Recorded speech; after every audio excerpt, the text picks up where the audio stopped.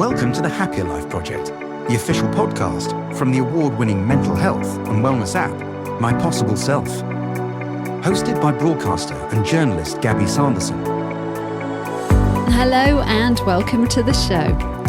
What if the way you see yourself, your worth, your relationships, your fears, even your achievements, was being quietly directed by a story or stories you didn't even write?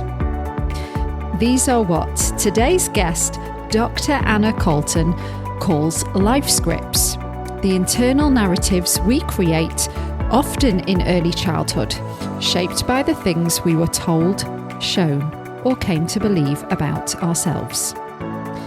Messages like, I have to be perfect to be loved, or I must never upset anyone, can go on to guide how we behave, perform, and relate to others as adults.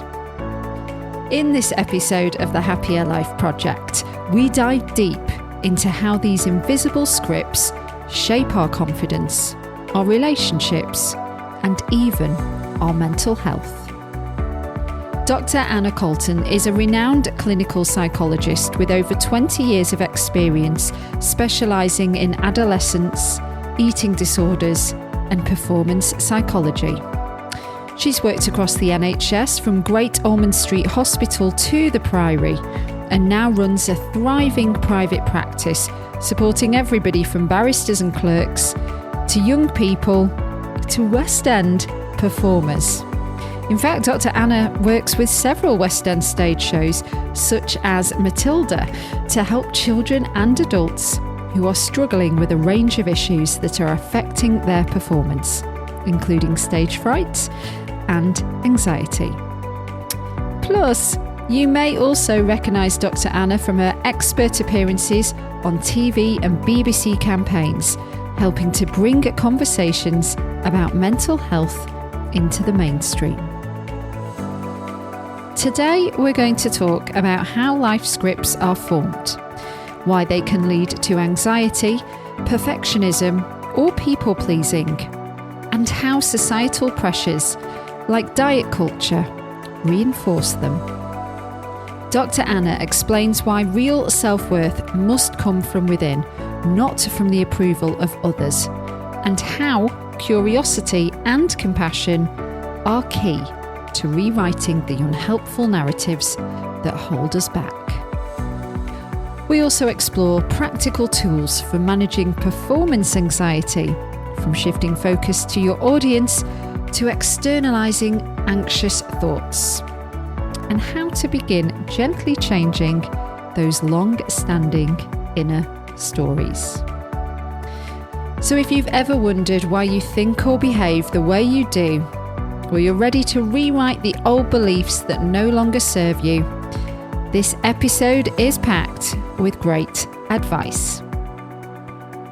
Ready to find a healthier, happier you? Let's get started.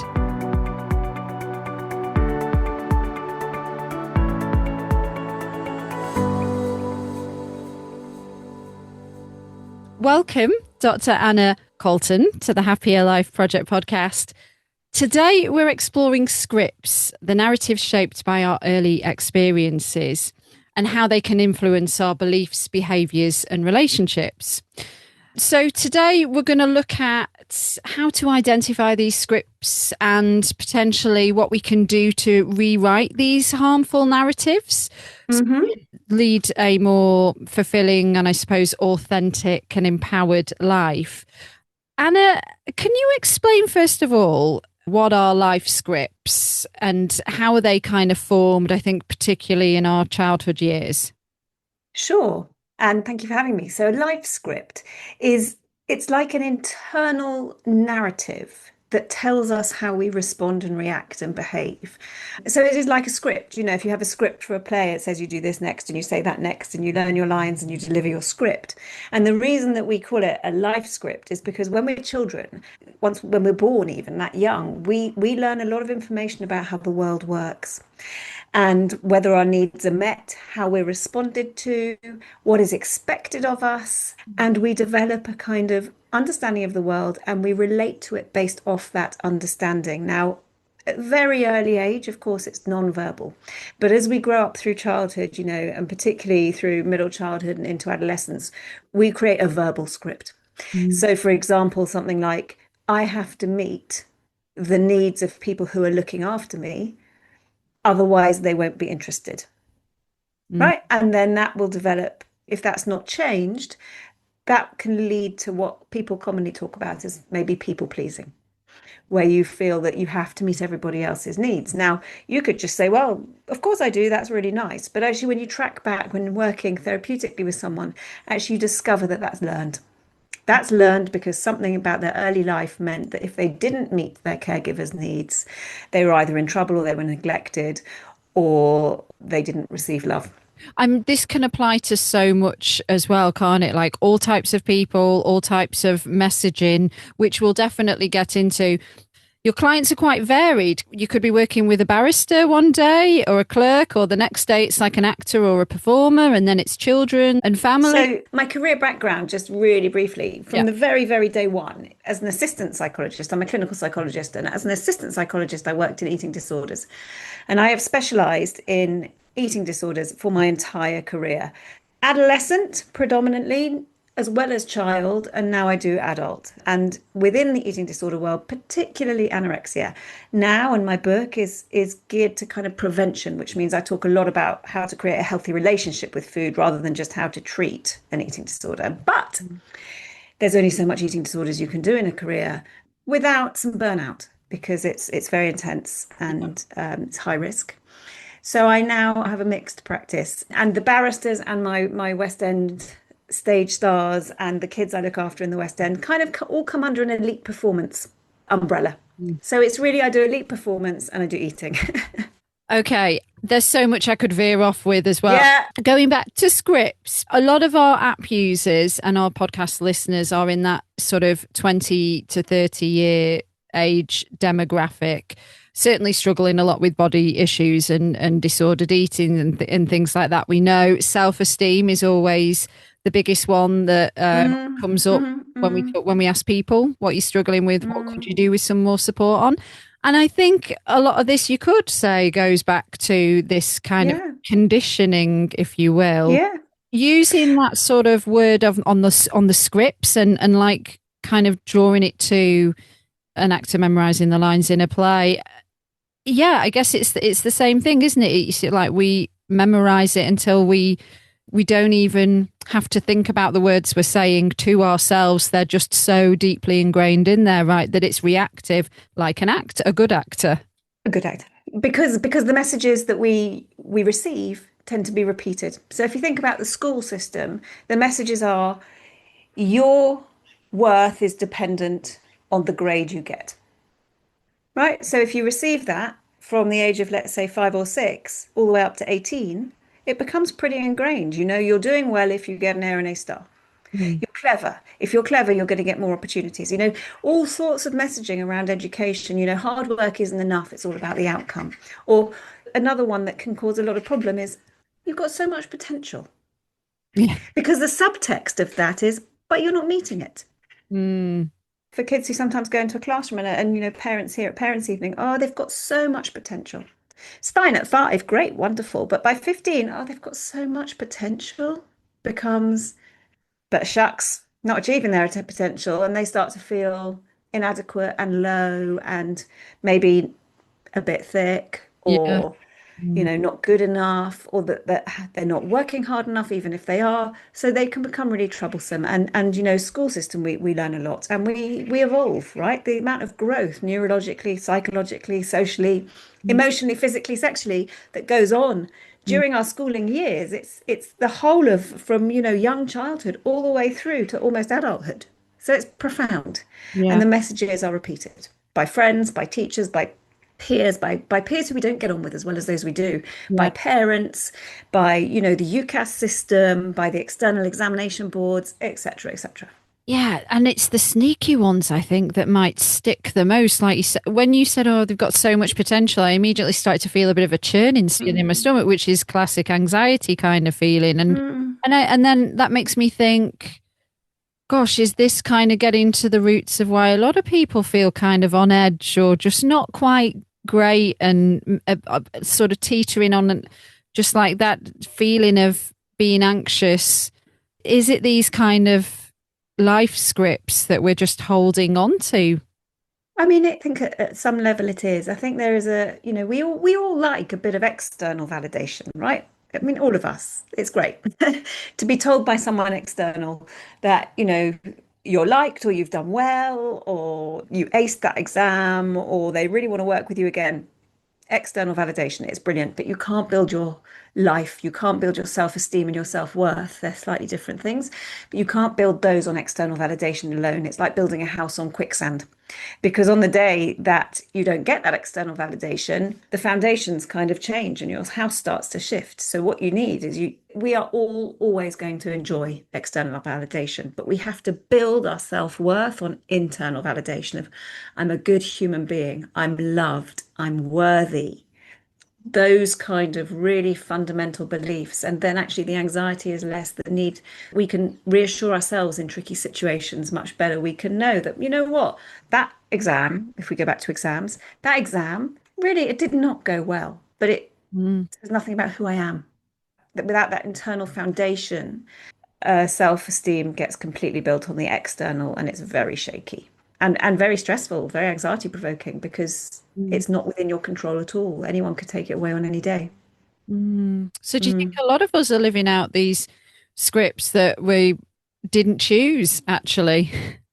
I suppose, in brief, probably yes, but I should caveat it with, of course, I work in reasonably acute mental health settings. And so, of course, I see people who really struggle, and I might be a little skewed, but absolutely every single one of us Mm-hmm. internal monologue, has an internal script, has formed our belief systems during the first probably 7, 8 years of life. That's just how we evolve. So yes, we will all have that.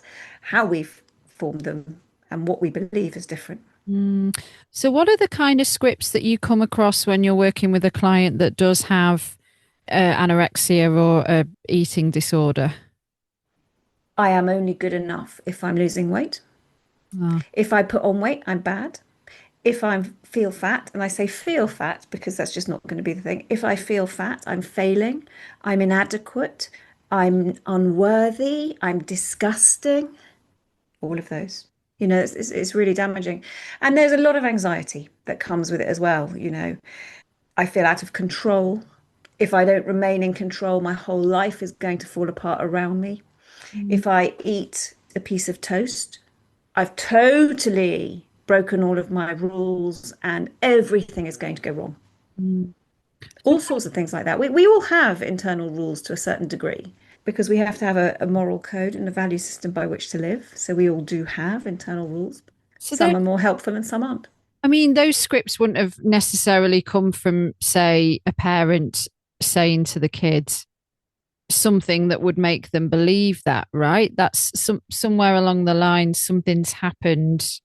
So there are many, I mean, if we're going to go down the pure anorexia route, then yes, on the whole, it's got many factors that contribute to it. But there can be a lot of, look, we live in a society where diet culture rules, don't we? Yeah, yeah, And so, so there are messages everywhere about the value of thin, mm, about the fact that if you're in a bigger body, if you carry weight, you're unworthy, you're lazy, you don't take care of yourself, you don't look after yourself, it's your fault, it's your personal responsibility. yeah, Well, if those are the messages, what all of our kids are learning is that you need to be in a smaller body and that worth increases by shrinkage. yeah. So we set them up. I say we, but diet culture, society sets this up from day one. Yeah, that's true. And I'm thinking actually on the flip side of somebody that struggles with eating too much and being overweight, Mm, it's probably awful. a lot of the same messages they are saying to themselves, but they're not able to control it because there's a lot of self-hatred, isn't there, that goes into, Oh. overeating as well as undereating. It really actually, in some ways, I'm going to say it doesn't matter what difficulty you have with food. It's torment. It's awful. It feels terrible. You feel terrible about yourself. But yes, when the struggle is with eating more or binging or gaining weight, it plays into societal messaging as well. So Mm. it's kind of a double whammy. Yeah. Indeed, if you at the beginning of losing weight, on the whole, there's a bit of a celebration about it before people get quite worried. Not helpful. Yeah.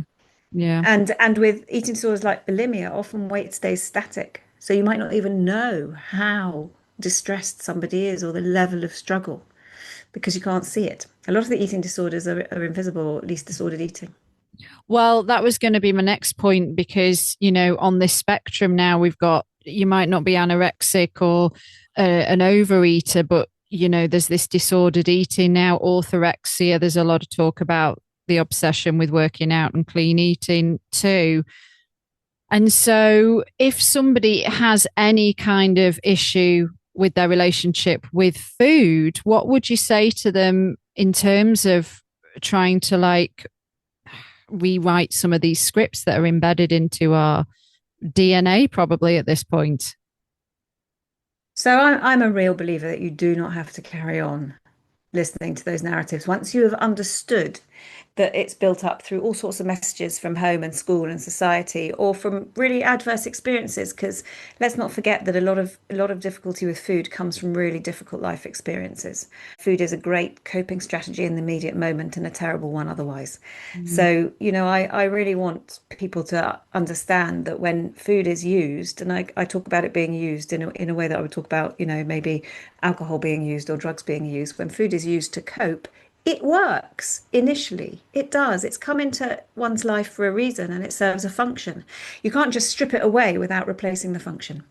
So I would say it is always there. I have never worked with or met anybody who's done the work and come out the other side from disordered eating or any eating disorder and gone, nah, wasn't worth it. I'm going back. I would say to everybody, it's always worth it. It's hard. It's one of the hardest things you can do, but it's worth it. If you can, find some really good specialist support and feel the fear and take the risks and address the issues. There's no shame, there's no blame, but your life is being massively impeded and hindered by it. Mm. There's not a natural way to segue into the next point exactly, because I just wanted to touch on anxiety and performance anxiety. Your background being trained as an actress and being a TV presenter, and with the clients that you work with who you mentioned, performance anxiety, I think we can kind of broaden that out to most people in terms of leading a meeting on Zoom, for example, or Oh, having yeah. to do a presentation or taking your driving test. Or there's so many different ways where sometimes the spotlight is on you. And if you're not really a bit of an exhibitionist or an extrovert, then you might really, really struggle. So, what kind of practical tools could you suggest there? You're absolutely right. It's in literally any walk of life. Mm. I don't think you need to be an extrovert. You just need to be quite confident in what you do and confident in who you are. But we need a bit of adrenaline, right? So if you're going to stand up and do a presentation, if you've got no adrenaline and you're very low energy, it's not going to be a great presentation. You need the kind of, oof, I've got to be kind of on my game to help you perform. So no anxiety actually is really not ideal. It's really not ideal. It's about the right amount or just enough. But the tips are When it's crippling. usually when it's crippling, yes, it's about being judged. It's a fear of being judged. What will others Yeah. think of my presentation, my performance, my driving test? Am I going to fail? Am I going to be good enough? In social anxiety is the same thing. Mm. Are they going to like me? Do they think I'm boring? It's all about judgment.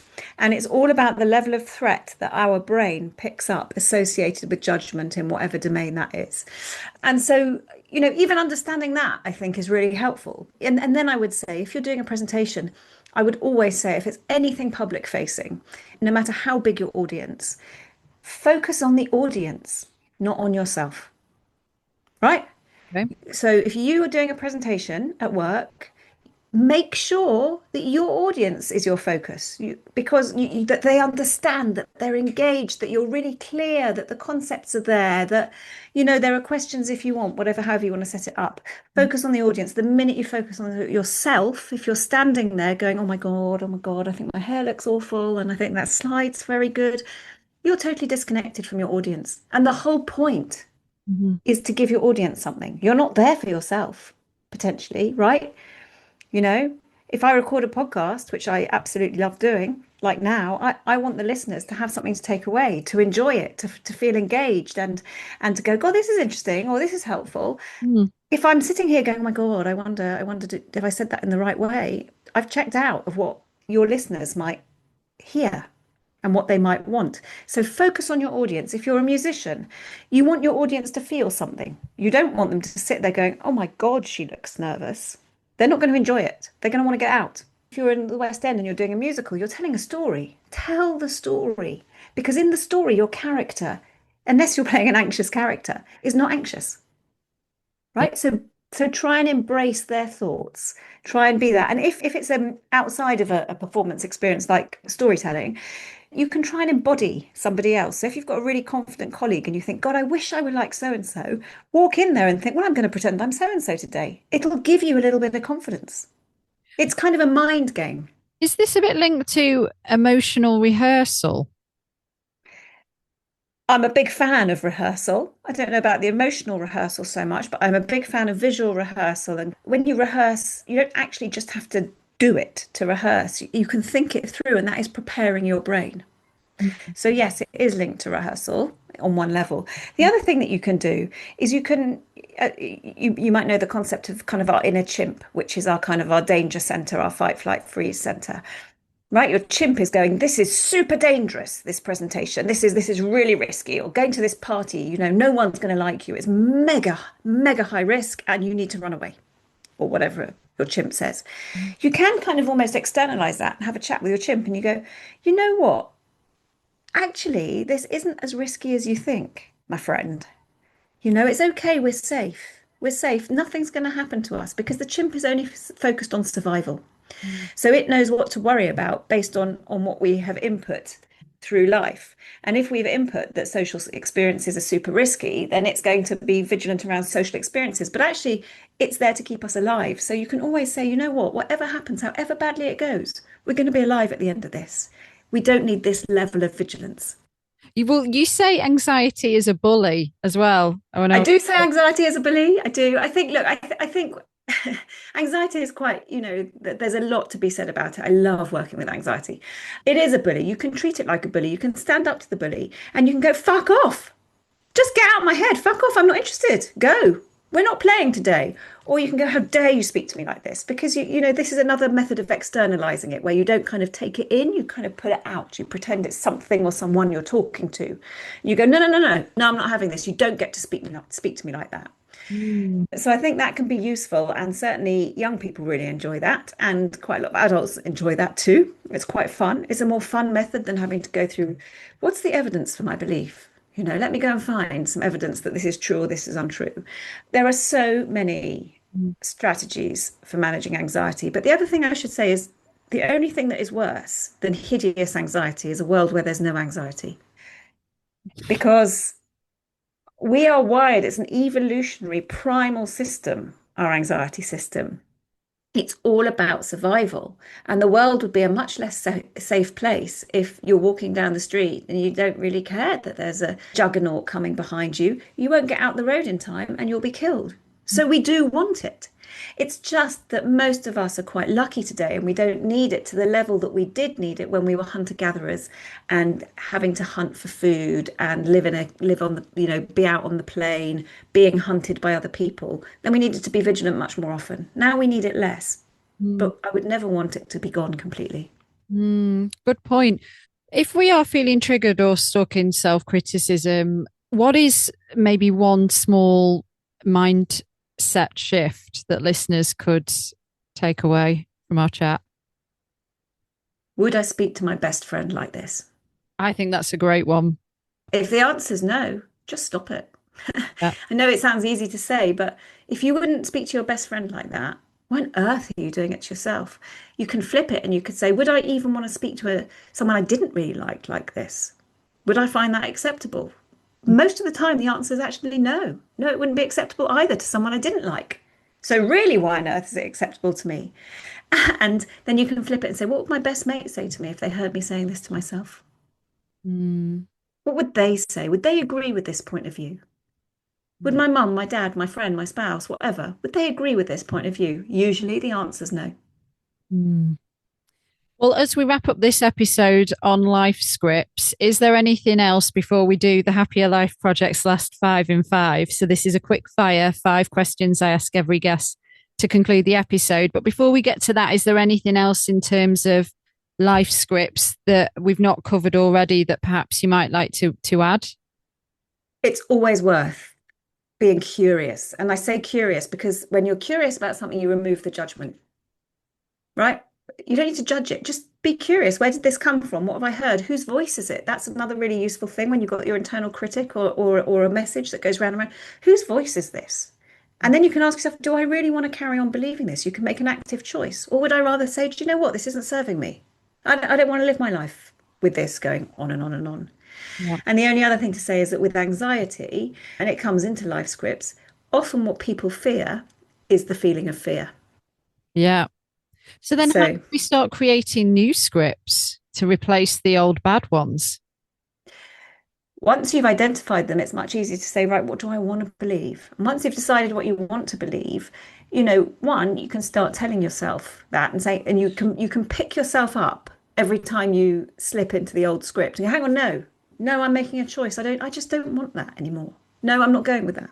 Mm. Excuse me. No, I'm not going to believe that.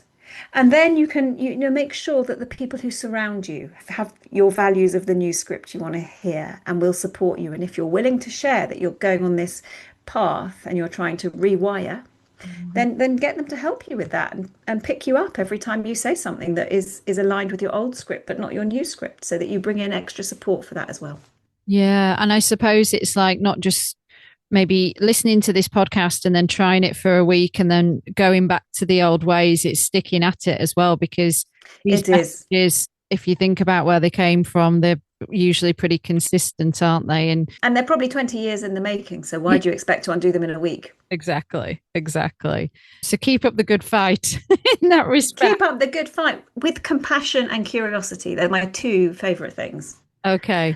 With compassion and curiosity. Dr. Anna, are you ready for the Happier Life Project's last 5 in 5? Yeah. Okay. Go for it. Same 5 questions I ask every guest to conclude the episode. When and where are you at your happiest? Either with my family and kids. Yeah. But if they're all away, with my cats and by the river. Nice. What's your favorite thing to do that nourishes your mental health? I mean, it's the same answer, actually. Hanging out with my family, my kids is really nourishing. Hanging out with my cats, going for a walk along the river, being by water. Water is a real thing for me, a moving body of water. So I just really love being by the water. I can relate. What's the most important one thing that needs to change to make the world a happier place? Just one. I mean, obviously, it's removing the conflict. Great answer. What piece of advice do you now know that you wished somebody would have told you earlier that would have made you a happier person? Competitive pain is a waste of time. Oh, We get into this, but somebody has it worse than me. And actually, there's always someone. Don't compete on pain. Never compete on pain. Even in your own mind. It literally cannot end well. And it is so destructive. And it fits in with the conflict thing because, countries who are fighting go, yeah, but you bombed me first, so I have to retaliate. And it's just competitive the whole time. And so competitive pain, bin it. It's terrible for mental health and many other things. okay. Final question. What is a simple, actionable first step that we can take when it comes to rewriting the scripts that hold us back, that will help us on our journey to building a happier, healthier life? Got to start by identifying what they are and then calling them out over and over and over. I love it. Thank you so much. So for people to find more on you, Your website is dranna.co.uk and Instagram is Dr Anna Colton, right? Well, So Instagram, TikTok, LinkedIn are all at Dr Anna Colton, and my website is dranna.co.uk, as my kids and their friends say, dranna.co.uk. dranna.co.uk. We'll put all this in the episode show notes as well, along with the link to your book, How to Talk to Children. She's holding it up, about food. Tagline is a new approach to managing food feelings, fussiness and eating disorders for ages 0 to 16, which is out now. And I'm going to be chatting to you loads about for the bonus episode. Oh, thank you. But for now, Dr. Anna, thank you so much. Thanks so much for having me. Hello friends, it's Gabby back with you. If you are suffering with your mental health, there is a crisis button on the My Possible Self app, which will signpost you to the correct information for immediate expert advice. Those of you who are listening on one of the podcast platforms, the My Possible Self app is completely free to download. You can access all of the content, so you don't need to worry about it costing you anything. If you found this episode helpful, please do subscribe and leave a review and share it with your friends. And to find and follow us on social media, we are most active on Instagram, and you can find us at My Possible Self. And I've been at Radio Gabby. Until the next one, do take care. Bye for now.